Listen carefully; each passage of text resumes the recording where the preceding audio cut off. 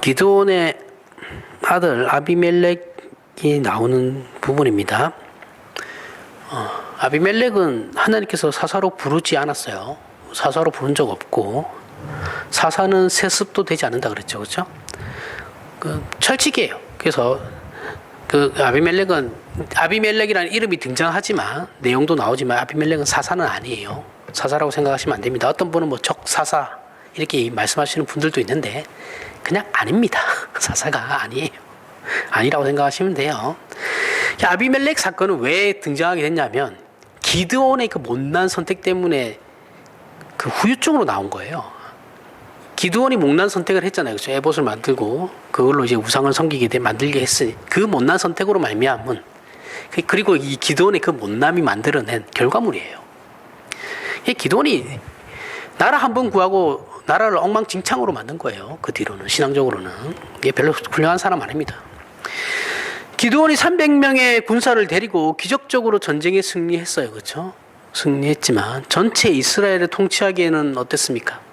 군사력은 하나, 자기가 가지고 있는 군사력은 하나, 정치적 기반이 너무 약했죠. 안 그래도 기드온이라는 영웅이 등장해 에브라임 지파가 긴장을 하고 견제가 바로 들어왔죠. 그나마 자신의 현실을 너무나 잘 알던 기드온이었기 때문에 왕은 사양합니다. 왕 돼봐야 좋을 게 하나도 없겠다 싶은 거죠. 견제 들어오니까.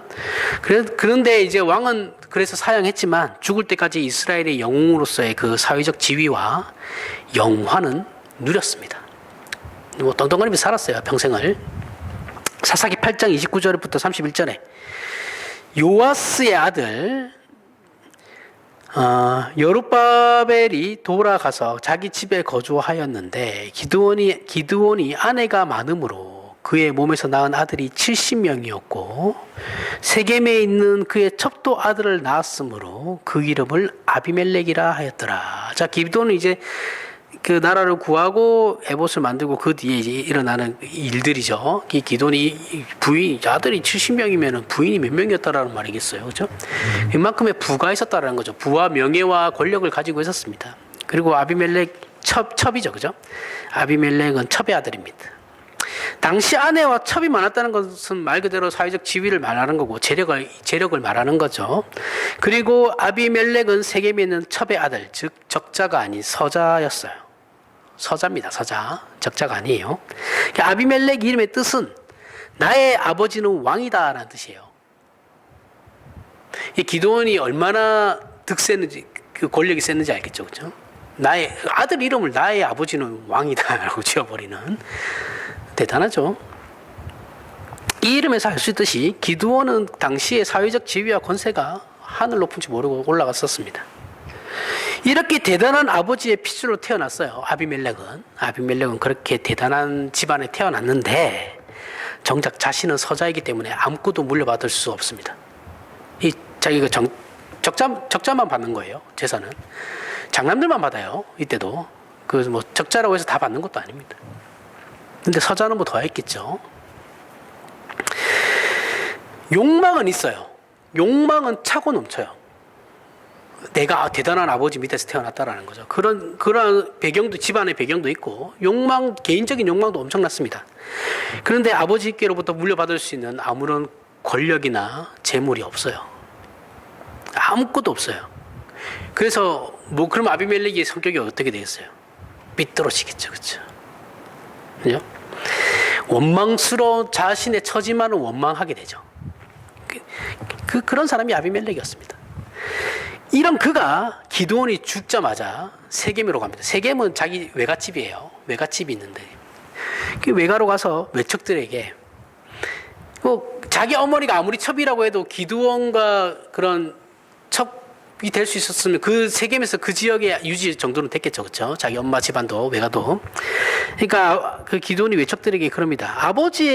기드온의 아들이 70명인데 너희들 그 사람들 다 섬기려면 너희에게 손해가 되니까 그냥 나를 왕으로 섬겨라. 내가 너희를 다스려 줄게. 이렇게 제안해요.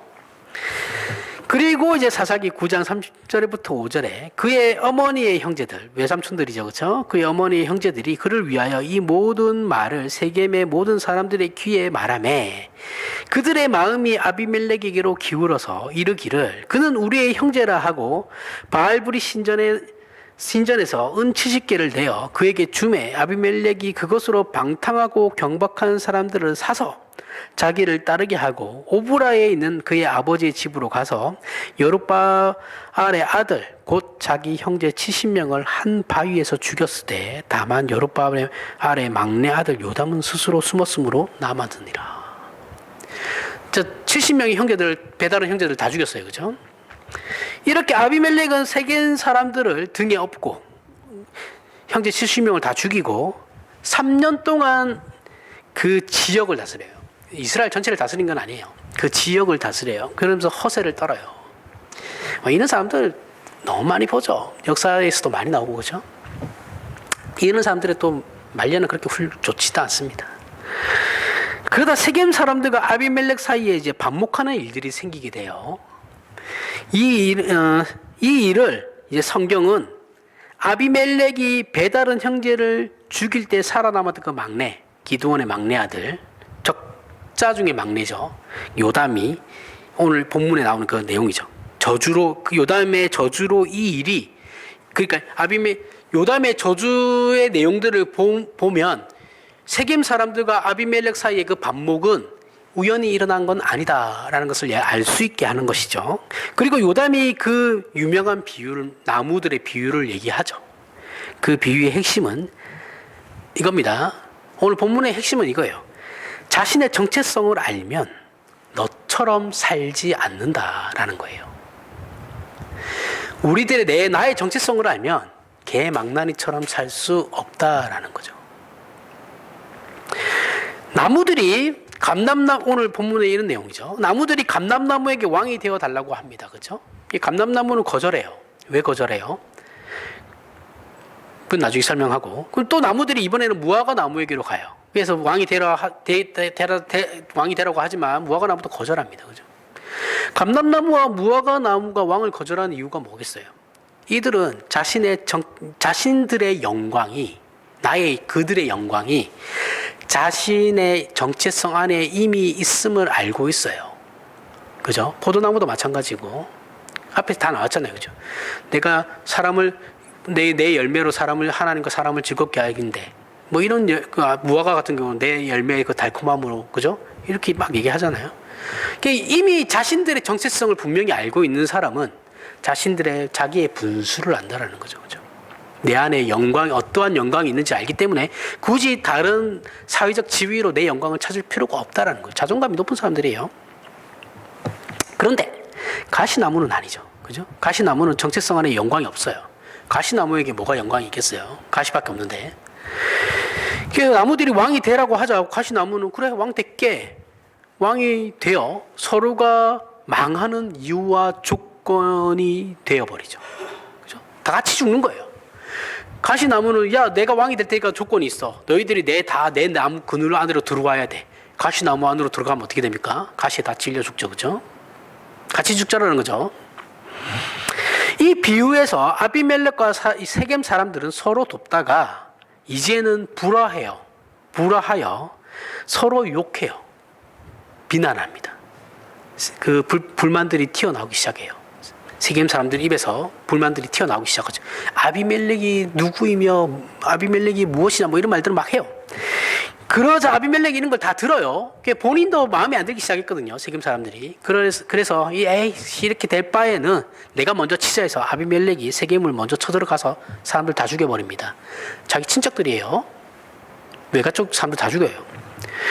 또 자신을 반대하던 데베스에 쳐들어가서 망대에 불을 지르려고 했는데 한 여인이 던진 맷돌은 여러분 잘 아시죠? 돌 2개가 이렇게 마찰을 일으켜서 가는 거잖아요. 그죠? 맷돌 윗짝을 던졌는데 그게 우연히 아비멜렉 머리를 맞게 됩니다. 머리에 떨어져요. 쪽팔리죠. 여자한테 죽으면. 이 당시는 그래요. 부끄러운 겁니다. 여자한테 죽는 건 수치스러운 거예요.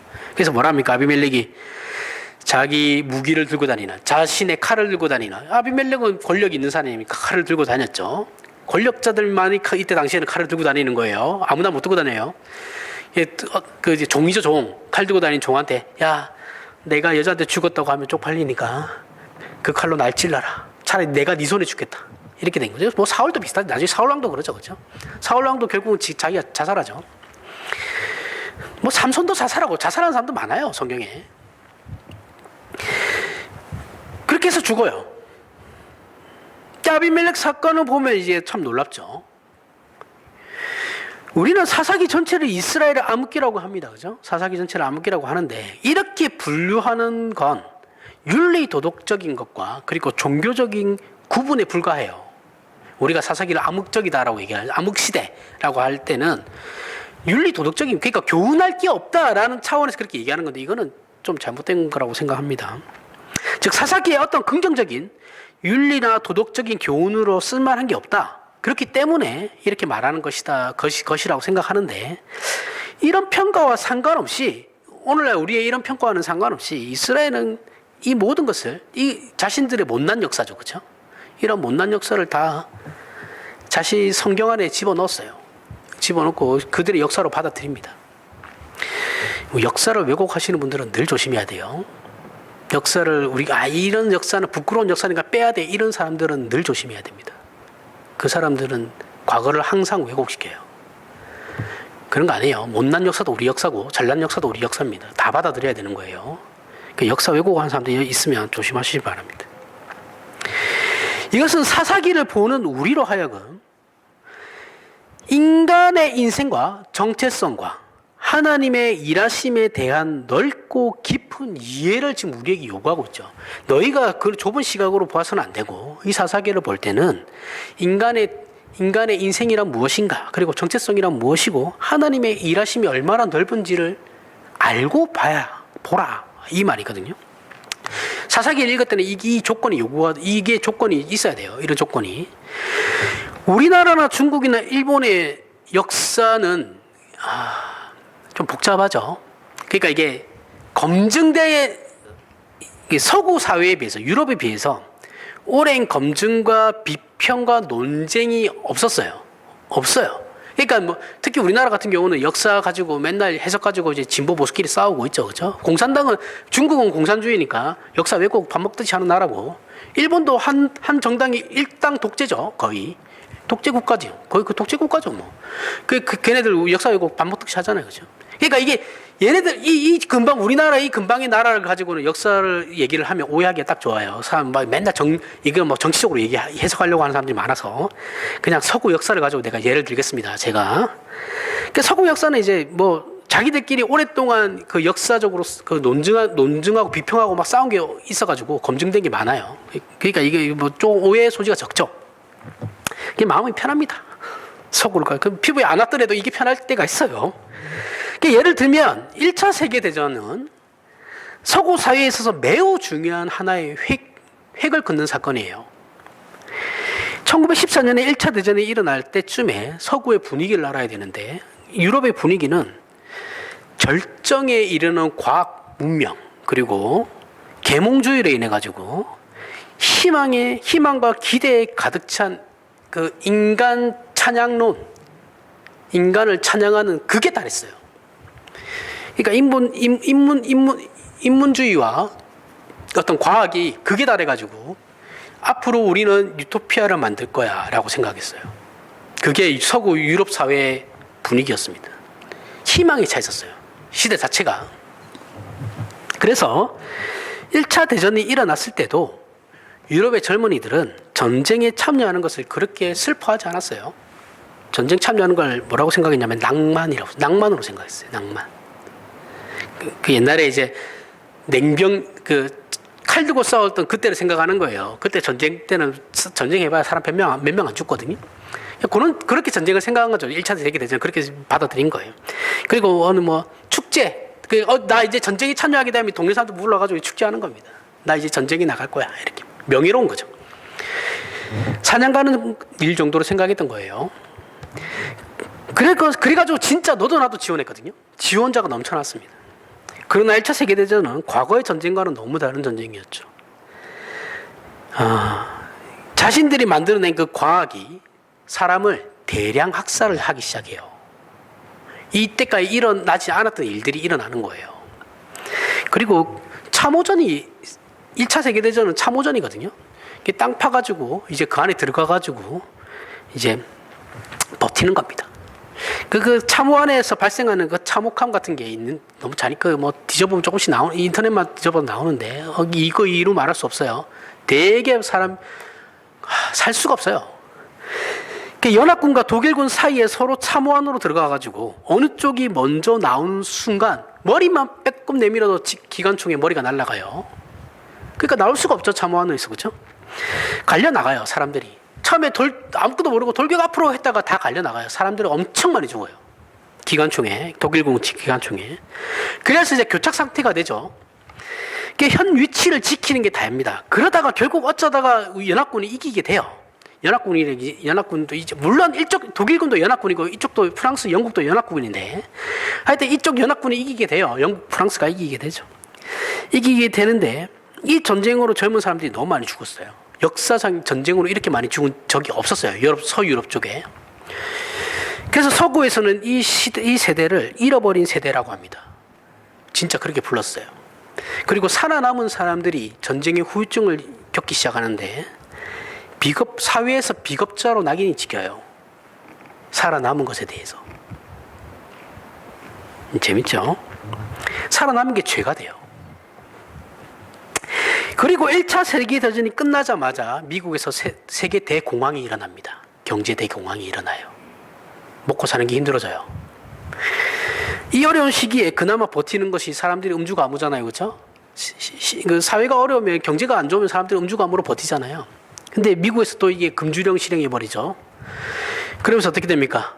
정당하게 돈을 버는 것보다 밀주를 통해서 불법적으로 돈을 버는 사람들이 더 많아지게 돼요. 더 많아지게 되고 사회는 흉흉해집니다. 사람들이 범죄자들을 오히려 동정해요. 먹고 살 게 없으니까요. 동정하는 분위기로 흘러가요. 여기에 미국 사회가 엄청 충격을 받거든요. 우리는 모르죠. 우리는 이때 일본 식민지 시대를 우리는 우리 먹고 살기가 너무 힘들었기 때문에 세계가 어떻게 돌아가는지 몰랐어요. 지금이라도 알아보시면 재밌습니다. 미국 사회가 엄청나게 충격을 받아요. 한편 또 이 시기에 유럽으로 다시 넘어가면 유럽 남부 이탈리아에서 파시즘이 일어납니다. 파시즘은 전체주의예요. 독재국가예요. 독재. 1차 세계대전 그리고 1차 세계대전 후유증으로 절망에 빠져있던 전쟁 보상금이 엄청 어마어마했기 때문에 독일에서는 사람들이 살아갈 수가 없었어요. 독일이 전쟁에 졌으니까 전쟁 보상금을 내야 되잖아요. 근데 이때 연합군들이 말도 안 되는 보상금을 내라고 했거든요. 그러니까 아무리 노력해도 희망이 안 보이니까 독일 국민들이 절망에 빠졌었어요. 이 틈을 치고 나온 게 인종차별주의와 우생학, 그러니까 우생학이라는 거 우수한 유전자를 가진 게르만 민족, 그 다음에 반유대주의를 이념으로 한 나치당이 등장하게 되는 겁니다. 히틀러죠, 나치당.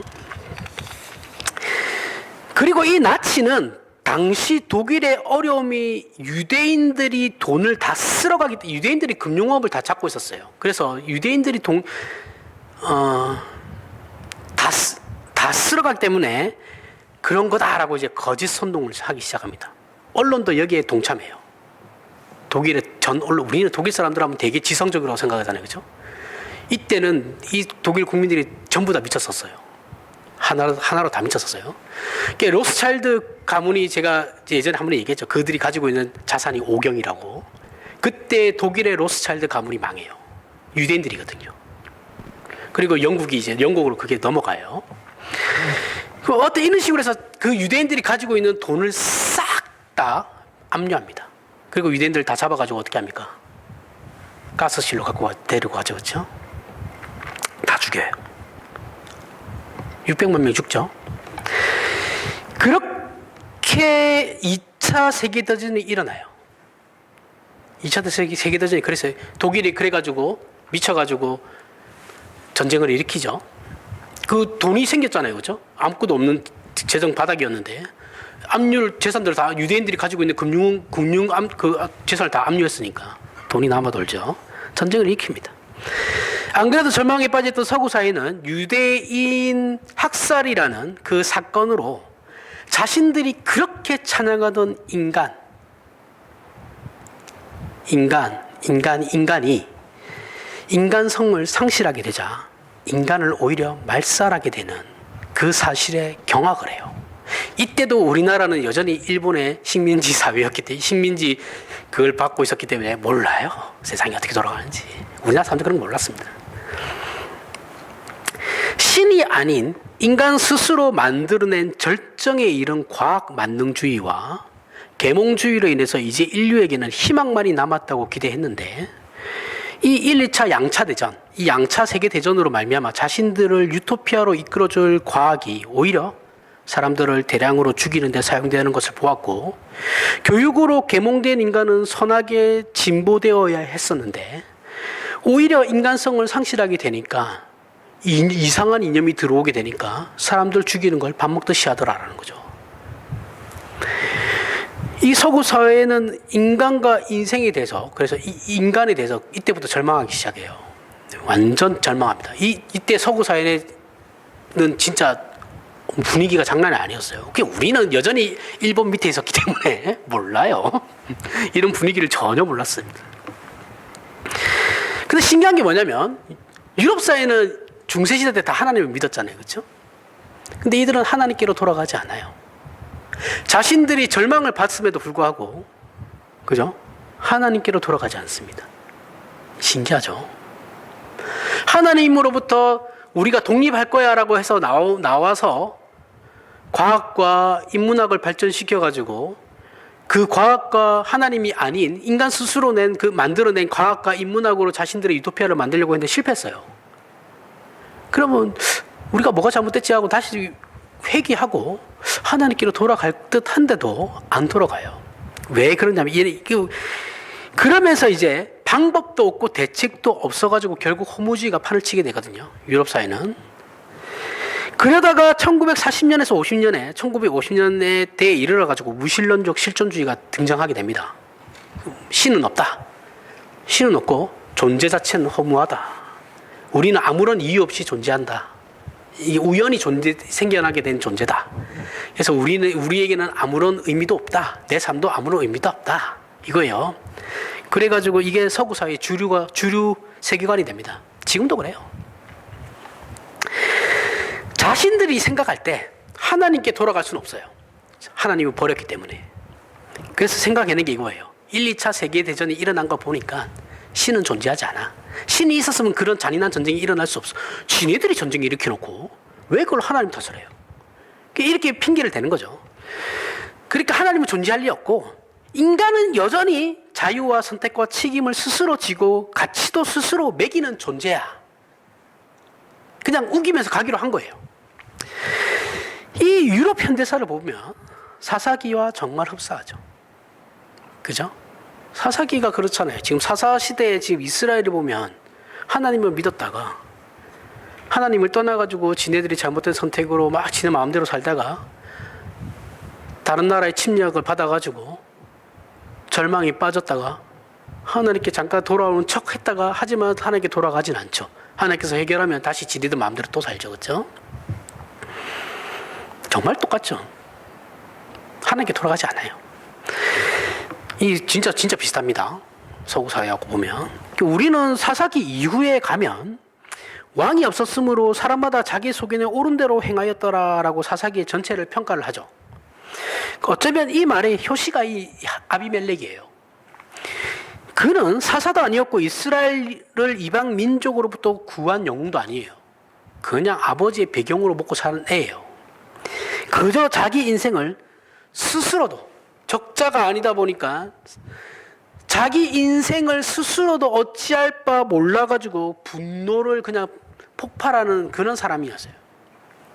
닥치는 대로 그 분노를 폭발했던 거죠. 이런 사람에게 성경은 이상하게 많은 장을 할애하고 있죠. 그렇죠? 굳이 뭐 얘까지 이렇게 써줄 필요가 있나 이런 생각을 우리가 한단 말이죠. 왜 얘 얘기를 도대체 왜 쓴 거야 이런 생각을 해요. 그 이유는 왜 성경이 이렇게 그러면 이 아비멜렉의 내용을 기록하고 있느냐 하면 이 문제에 대해서 우리에게 질문하는 겁니다. 아비멜렉을 통해서 정신을 차리라는 거예요. 우리 인생에 대해 제대로 된 질문을 해라. 너희가 너희 인생에 대해 스스로 제대로 된 질문을 하고 그 질문에 대한 제대로 된 답을 찾아라. 그렇지 않으면 너희는 아비멜렉과 똑같다라는 거예요. 사람은 그저 옳고 그름이라는 문제를 또는 옳은 것만 얘기하면 행복하는 존재가 아니죠. 그렇죠? 맞는 말만 계속 제가 아내에게 내가 맞는 말만 계속 한다고 해서 아내가 그 말을 듣고 바른 존재가 됩니까? 행복합니까? 저한테? 안 해요. 그런 식으로 행복하는 사람 존재는 인간은 그런 존재가 아니에요. 재수 없게 느껴요. 그냥 그냥 네 말하는 건 틀린 건 아닌데 네 참 재수 없다. 이렇게 생각하지. 내가 맞는 말만 하고 성경적인 얘기만 막 한다고 해서 아내가 나한테 행복하지는 않아요. 그런 건 없습니다. 그렇게 사람이 그렇게 행복하지 않아요.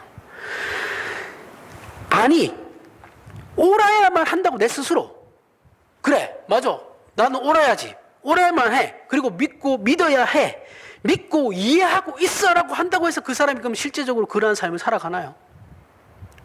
내가 내가 옳다고 생각해야 되고, 옳은 것을 행해야 된다고 생각하고, 내가 이 하나님이 제대로 믿어야 된다고 생각하고 있지만, 그럼 내 삶을 내가 정말 제대로 살아가냐고요? 그렇지도 않죠. 그죠? 사람이라는 존재가 그렇다라는 거예요.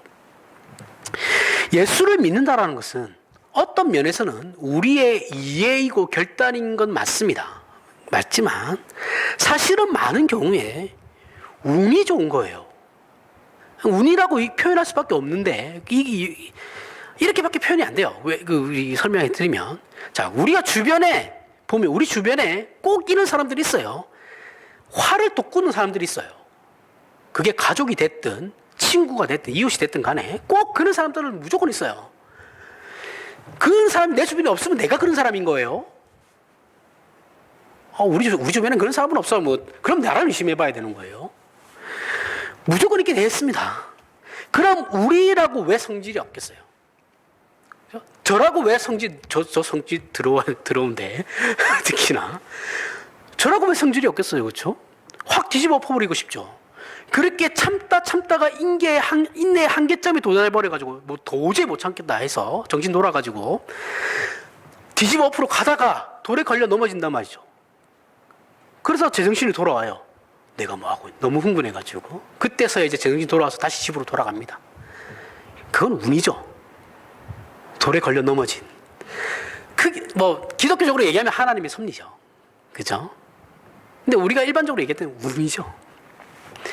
제가 왜 운이라고밖에 설명하지 못하는 이유, 이 표현을 그렇게밖에 할 수 없어요, 이거는.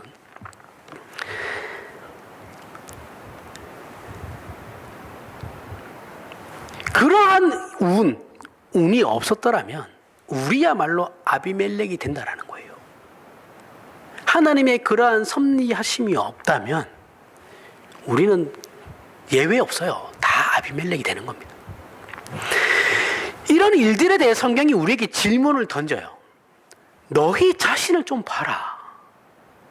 사사기는 계속 이 말을 하는 거예요. 너희 자신을 보고 너희의 인생을 좀 살펴봐라. 도대체 너희의 정체성은 뭐냐라는 거예요.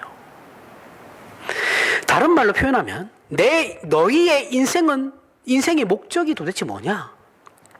너라는 가치가 뭐냐? 그것을 이해하고 만족하고 있느냐? 이 질문을 하는 겁니다. 여기에 여러분들과 저는 답을 가져야 되는 거예요. 성경을 통해서. 이게 아비멜렉 사건이에요. 아비멜렉 사건을 우리에게 말을 하려고 하는 겁니다. 성경이. 그러니 아비멜렉이 잘했는지 못했는지를 우리는 생각할 필요는 없어요. 이게 잘한 것도 없죠. 사실은. 그래서 앞에서 얘기했듯이 거기에 목적 그 초점을 맞추는 것이 아니고 아비멜렉의 모습이 나의 현실이라는 것을 아셔야 된다는 거예요. 저 아비멜렉 참 못났다 이렇게 바라보면 안 되고 저의 모습이 나의 모습이구나 이렇게 생각하라는 겁니다. 이걸 반드시 기억하셔야 돼요. 골로새서 2장 12절부터 15절에 너희가 세례로 그리스도와 함께 장사되고 또 죽은 자들 가운데서 그를 일으키신 하나님의 역사를 믿음으로 말미암아 그 안에서 함께 일으키심을 받았느니라. 또 범죄와 육체의 무할례로 죽었던 너희를 하나님이 그와 함께 살리시고 우리의 모든 죄를 사하시고 우리를 거스르고 불리하게 하는 법조문으로 쓴 증서를 지우시고 제하여 버리사 십자가에 못 박으시고 통치자들과 권세들을 무력화하여 드러내어 구경거리로 삼으시고 십자가로 그들을 이기셨느니라. 자, 우리는 십자가의 승리와 구원을 굉장히 윤리적이고 도덕적이며 종교적이고 의지적이라고 생각해요. 하지만 성경은 그렇게 말하고 있지 않습니다. 예수께서 십자가로 하신 일은 우리를 거스르고 불리하게 하는 법조문, 그 법조문으로 쓴 증서를 지우시고 제하여 버리사 십자가에 못 박으시고입니다. 아비멜렉 사건을 십자가에 그대로 적용하게 되면 아비멜렉의 그 역사를 예수님이 찢어버리시고 십자가에 못 박으셨다라는 겁니다. 이것이 십자가이고 예수님으로 인해 받게 되는 구원이에요. 성실하고 올바른 선택을 한 사람은 구원받는다가 아니죠, 그렇죠? 성실하다고 해서 구원받는 것도 아니고 올바르다고 해서 구원받는 것도 아닙니다. 절대 그렇지 않아요. 우리가 만약 십자가를 착한 자와 악한 자를 나누는 기준으로 생각하면 십자가를 기준으로 해서 이 사람은 악한 사람이고 이 사람은 착한 사람이 이렇게 사람을 판단하게 되면 저 사람은 기독교인이니까 착할 거야. 저 사람은 기독교인이 아니기 때문에 나쁠 거야. 악할 거야. 이렇게 생각해 버리면 이거는 기독교를 너무 모르는 거예요. 기독교를 모르기에 앞서 인간과 인생 자체가 무엇인지를 모르는 거죠. 인간이라는 존재는 생각만큼 그렇게 앞에서도 얘기했지만 간단하지 않아요. 그죠? 이렇게 복잡한 일관성이 없는 존재가 없어요. 어디로 튈지를 몰라요, 사람은. 옛날에 중국 여던 황후가 있었는데 황제를 죽이고 지 아들을 왕을 삼고 싶어가지고 황제를 죽이려고 해요.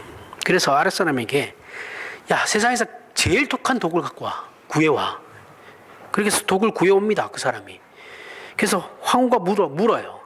야, 이게 세상에서 제일 독한 독 맞냐? 그 사람이 얘기합니다. 아닙니다. 두 번째로 독한 독입니다. 황후가 의아하죠. 그럼 첫 번째 독한 독은 뭔데? 사람의 마음입니다.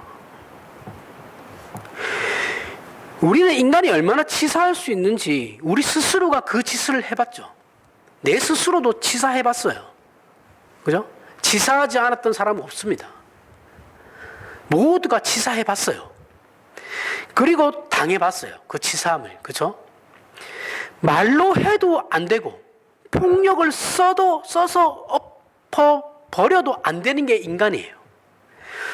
그게 인간이에요, 진짜. 이런 모습을 멀리 갈 필요 없죠. 우리의 대한민국의 현 근대사를 보면 근현대사를 보면 전부 나타나죠. 이런 게 사람을 독재로 이렇게 강압적으로 한다고 해서 그 사람들이 순종하는 게 아니죠, 그렇죠? 튀어나가요, 무조건. 단적인 예로 우리는 지나온 대통령, 우리나라에서 역사적으로 지나온 모든 대통령을 좋게 생각하는 사람 아무도 없습니다, 그죠? 그가 아무리 훌륭한 대통령이라 해도 내 인생이 변한 건 없어요. 그 사람으로 말미암아. 그리고 내가 그게 내 책임이라고 생각하기도 싫어요. 저 사람이 잘못한 거야. 저 대통령이 문제인 거야. 책임을 전가하기에만 바쁘기 때문에 우리나라 국민들에게 지나온 대통령들은 좋은 사람이 한 명도 없어요. 예수께서 십자가를 통해 하신 일은 우리가 누구인지 그 정체성을 알지 못하면 이런 성경의 내용과 현실들을 직시할 수 없죠. 그러니 예수 믿고 구원받았다고 스스로 고백하면서도 신앙을 이해하지 못하고 신앙을 감격할 수도 없는 겁니다. 운다고 신앙에 감격이 생기는 게 아니에요. 인간이란 존재는 굉장히 이중적이거든요. 악하면 정말 악할 수 있고 하나님의 자녀로 가장 영광스러울 수도 있어요. 그죠? 극단으로 가요. 양극단으로 갈 수 있는 존재가 인간입니다. 하지만 그게 부패하면, 인간이 부패로 가기 시작하면 그 어떤 부패보다도 더 심해지고 더러워지는 게 인간이죠. 로마서 3장 19절부터 20절에 우리가 알거니와 무릇 율법이 말하는 바는 율법 아래에 있는 자들에게 말하는 것이니 이는 모든 입을 막고 온 세상으로 하나님의 심판 아래에 있게 하려 함이라. 그러므로 율법의 행위로 그의 앞에 의롭다 하심을 얻을 육체가 없나니 율법으로는 죄를 깨달음이라. 바울이 말하는 것은 이 세상에는 그 누구도 옳은 사람은 없다라는 거예요. 옳은 사람은 없어. 진리와 의로움을 만족시킬 수 있는 사람은 존재하지 않아. 이 말씀이에요. 정상적인 지성을 가진 사람이라면 누구나 나이를 먹을수록 이 진리를 알게 되죠. 참 오래 살아보니까 세상에 참 선한 사람 없다. 이거는 누구나 다 알게 되는 거예요. 그죠? 생각이 조금만 있으면 다 알게 될 수 있습니다.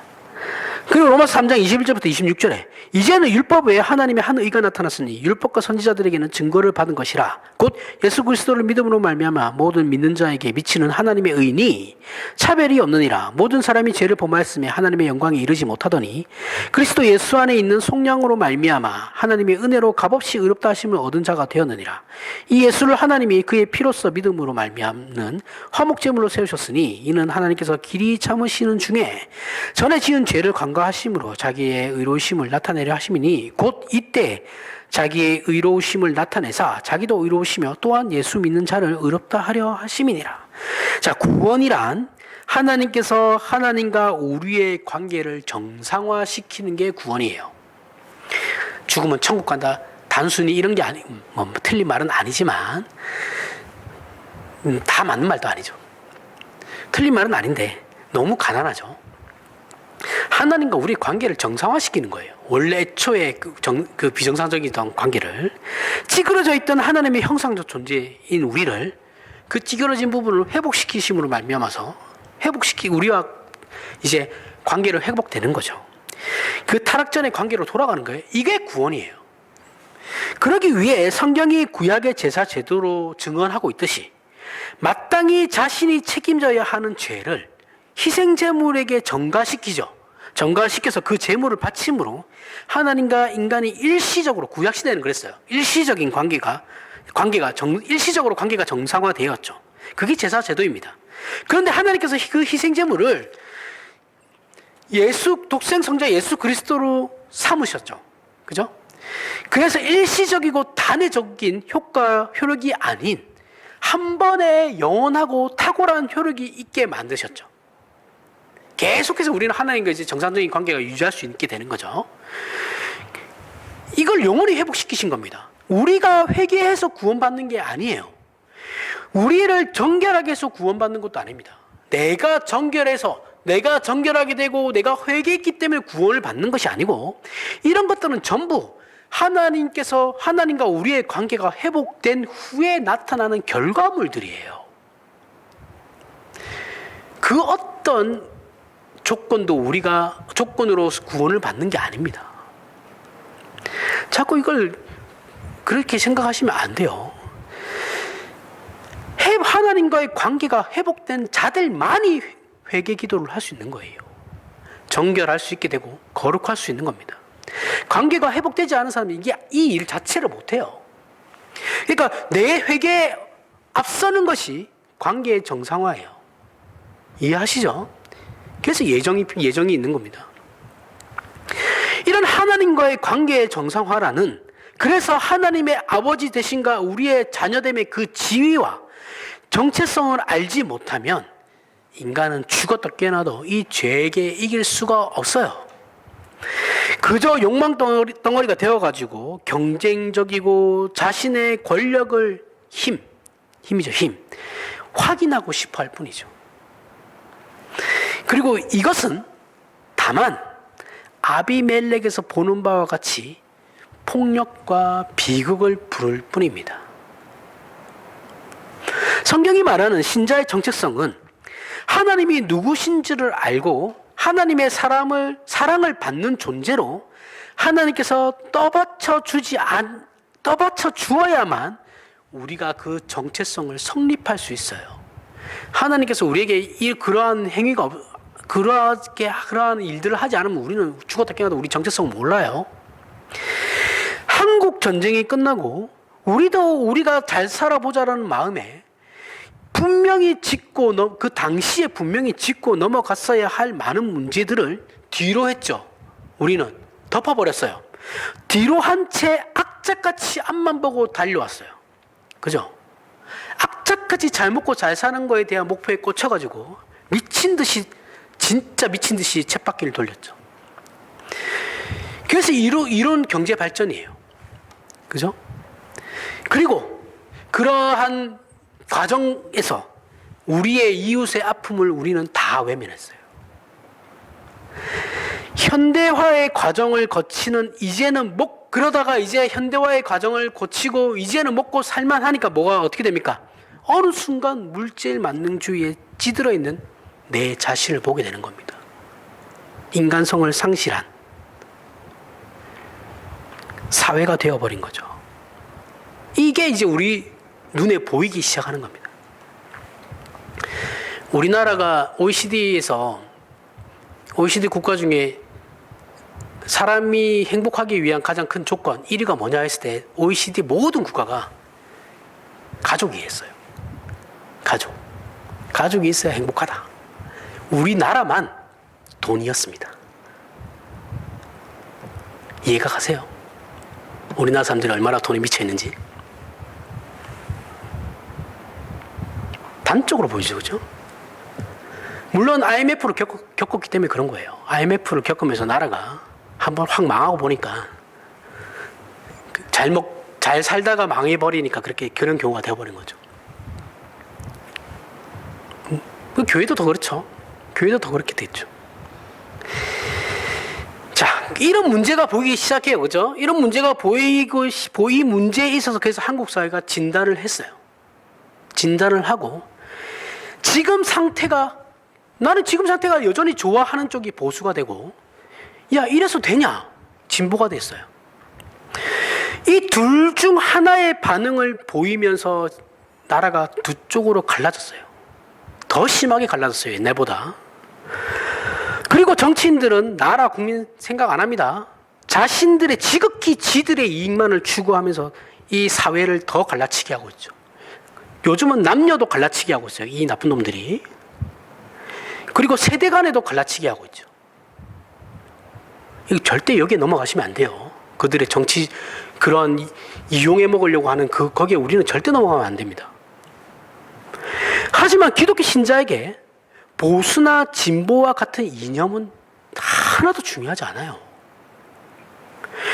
오히려 우리가 분명히 기독교 신자임에도 불구하고 세상의 보수나 진보, 저들이 걱정하는 그 모든 일을 포함해가지고 그 어떤 게 되었든 그 안에 예수 그리스도 안에만 답이 있다라는 것이, 보수가 되었든 진보가 되었든 간에 그들이 만약에 예수 그리스도 안에만 답이 있다라는 것을 모르면 그들은 다 틀린 거예요.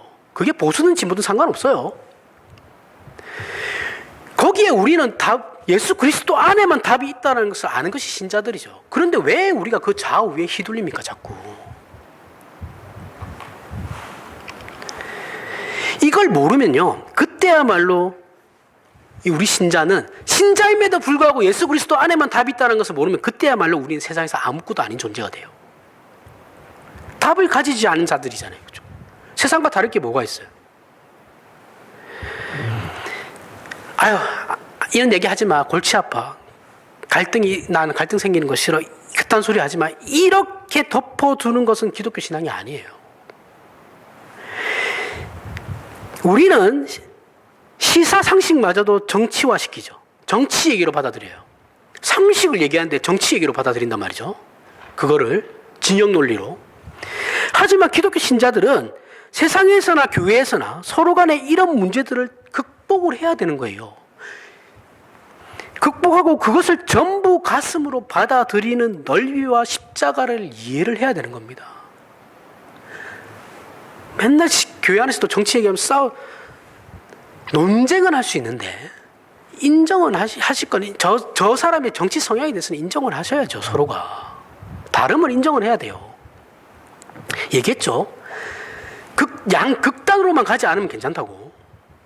어차피 여기나 저기나 다 맞고 틀리기 다 있어요, 성경적으로. 그렇지 않으면 우리 신자는 자신의 지위를 지키고 자기에게 유리한 이념과 체제를 지키는 것 외에 신자로서 할 수 있는 일이 아무것도 없어요. 세상과 똑같아요. 세상 사람들하고. 기독교 신앙은 그렇지 않다라는 겁니다.